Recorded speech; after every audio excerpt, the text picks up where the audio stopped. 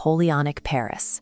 Horse-drawn carts rattle across cobblestone streets, delivering the finest meats and dairy to an aristocratic household.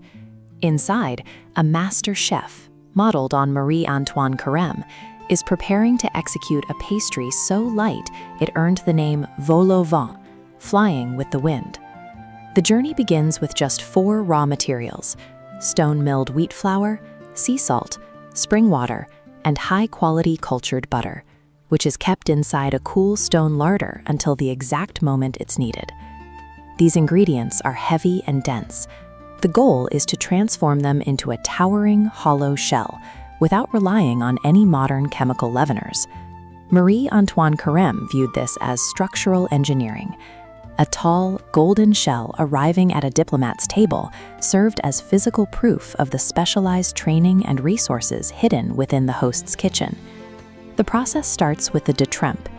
We sift soft wheat flour and hydrate it with cold spring water. We knead this base dough until it becomes smooth and highly elastic.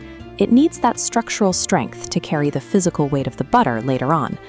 This brings us to a critical temperature requirement. The butter must be pliable enough to roll flat, but remain cold enough so it never melts into the dough itself. We take a large, cool slab of butter and enclose it entirely within the détrempe, sealing it up like a hidden treasure. Maintaining this distinct boundary between the fat and the dough is crucial.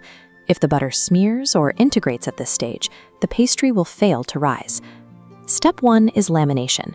We roll the dough out, fold it into thirds, and return it immediately to the cool larder to rest. This requires a massive time investment. The process is repeated over several hours, with mandatory resting periods so the friction of the rolling pin doesn't warm the butter. Each time we fold the dough, we multiply the stack. 3 layers become 9, then 27, then hundreds of alternating sheets of dough and fat. Microscopically, each thin sheet of dough acts as a physical trap for the moisture inside those butter layers. Now we form the cases.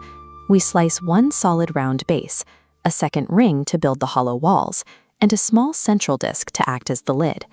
Next is a second point of failure, applying the egg wash. The wash must be brushed strictly on the flat surfaces to glue the ring down to the base.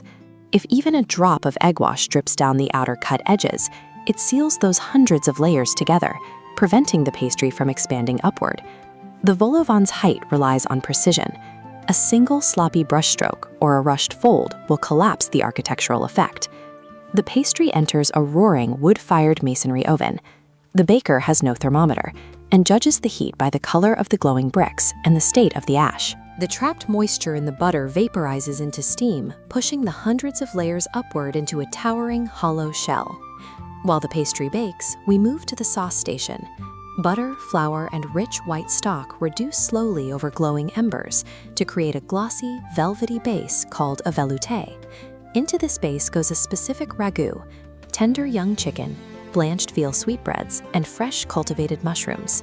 Finally, thin shavings of black Perigord truffles are folded in at the last second to preserve their unmistakable earthy aroma.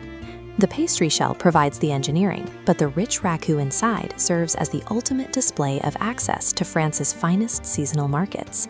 When the pastry emerges golden from the fire, the chef carefully lifts the small lid and gently scrapes out any loose flakes to maximize the hollow chamber inside.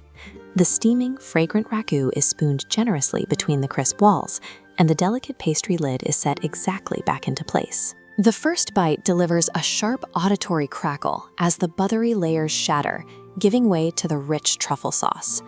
These finished masterpieces were hoisted onto massive platters and carried into candlelit dining rooms to be served on fine porcelain to diplomats and royalty.